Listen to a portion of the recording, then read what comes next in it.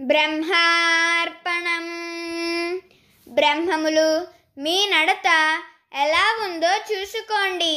బ్రహ్మముగా నడతతో మన జీవన విధానాన్ని సరిచేసుకున్నప్పుడు ఇక జన్మలు రావు మనకు.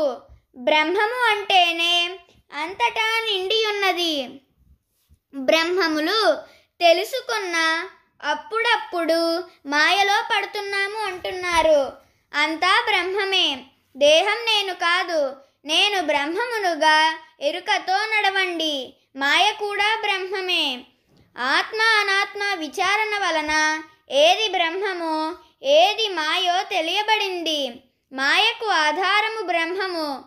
జ్ఞానం తెలియక ముందు నామరూప గుణాలతో తాదాత్మ్యము నొంది సుఖదుఖాలను పొందియున్నావు. నేను బ్రహ్మమును అని తెలిసాక మూలంతో టచ్ అవుతావు. బ్రహ్మా